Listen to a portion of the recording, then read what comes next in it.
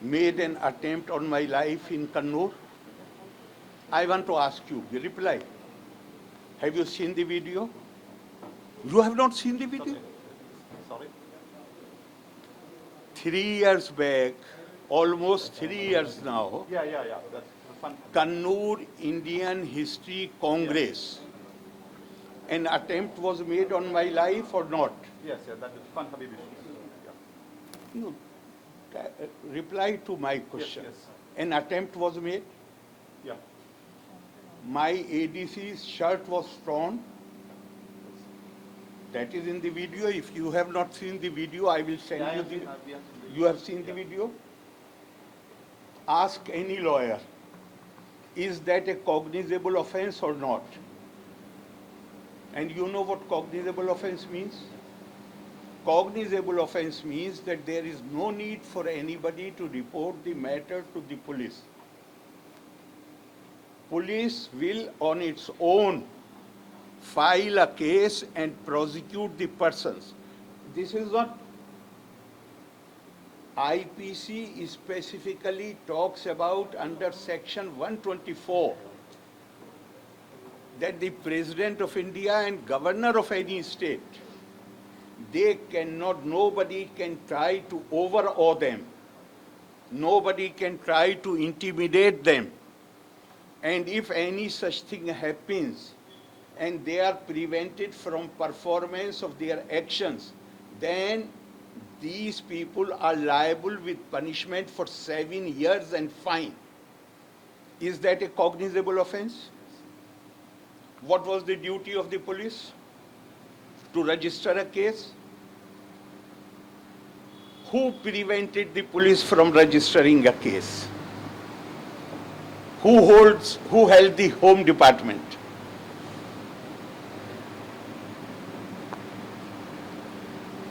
You are trying to denigrate, demean the office of governor, and you have tried every trick in your box, every trick to pressurize me, to try to frighten me. Even the kind of that I should develop fear about my physical safety. Who prevented the police from registering a case? I am so happy that Chief Minister has come out openly. He has given this statement. I welcome his statement because now at least he is not trying to play the game from behind the curtain. Now instead of using proxies like Irfan Habib, like some vice chancellors whom he asked to defy the orders of the chancellor, at least now he has come out openly. I do not wish to go into detail at this time. When I reach Trivandrum, I shall not only organize that people see that video, but I have all the documents. I have been writing to him since last 3 years, repeatedly. It is your constitutional duty to brief me regularly. He never paid any attention. I write letter to him, he does not reply. I make call to him and he does not call back. Then what is the way out for me? You tell me. And whatever he has said, I will tomorrow I will reach Trivandrum. I hope tomorrow or day after tomorrow, I will produce all the documentary evidence. And I have definite information that when they tried to make a physical attack on me at Kannur, this was a conspiracy. And the Vice Chancellor of the Kannur University was used to ensure that I am present there so that they can attack me. And I leave it to you to decide that if some higher authority prevents the police from taking legal action Was it an act of favoritism, or that person was also part of the conspiracy? Because I have said it and I repeat it, some ideologies which have originated outside India, they believe in the use of force to achieve their political purposes. Don't tell me how many of your members were in the Constituent Assembly or other positions. You are also in position. Tell me whether your ideology allows use of force, use of coercive methods, use of pressure tactics, whether it is legitimate in your ideology or not. That is the question. India has a liberal constitution. Even those, only recently, one minister was made to resign because he dropped caution. He was not careful enough. What they really believe in and what they hold the view about our constitution, he said it publicly. So why he resigned? Whose views he was representing? You have taken oath to uphold the law. I have never said that anybody is disqualified to be appointed to any position.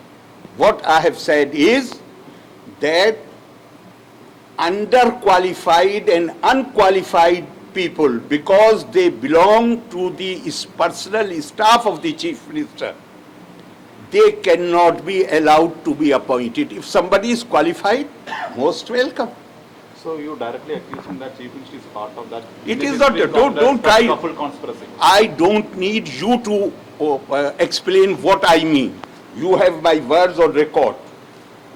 Direct or indirect, these are your interpretations. Don't try to put words in my mouth.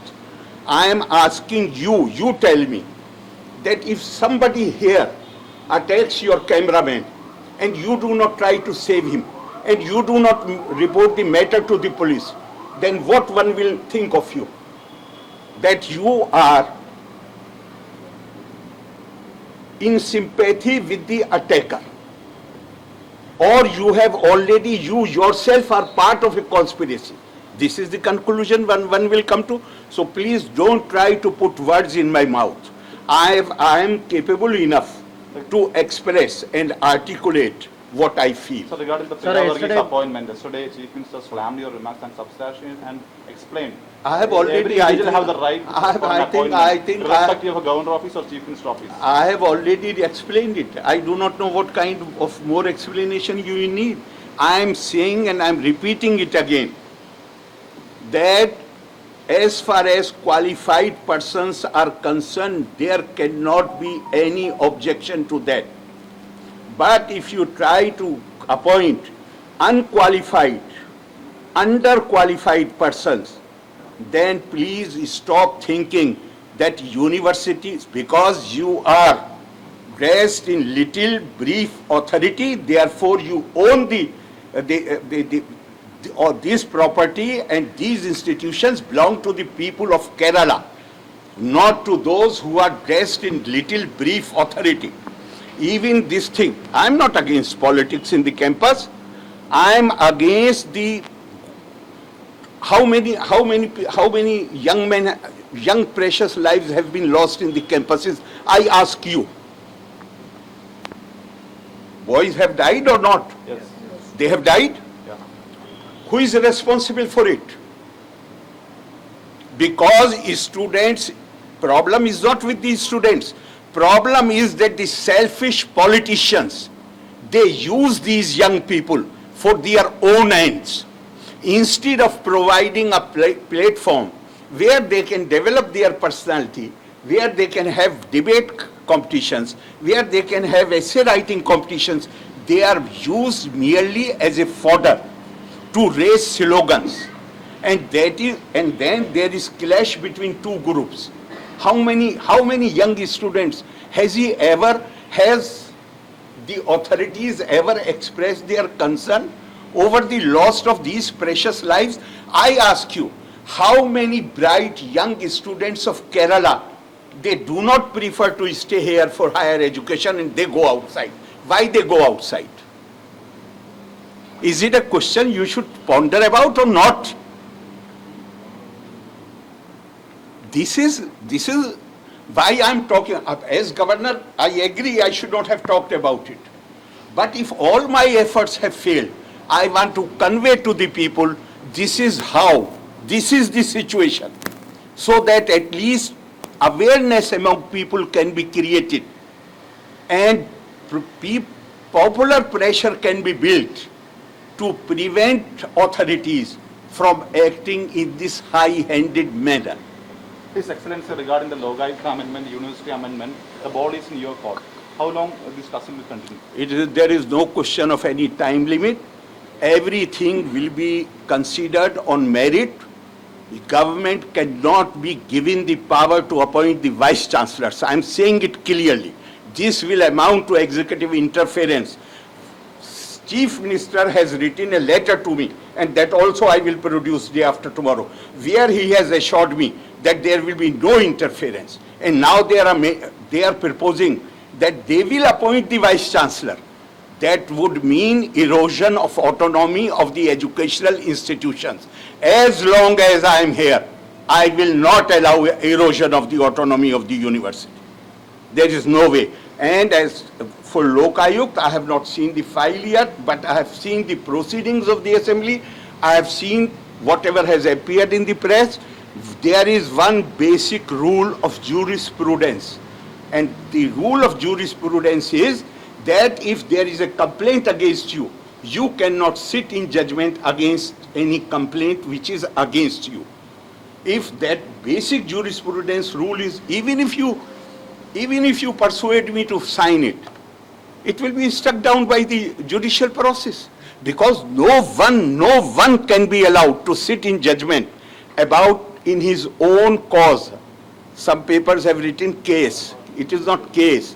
Nobody can be allowed to sit in judgment in his own cause. In Peravivar release case, there is a landmark judgment from the court. The government is a part of government.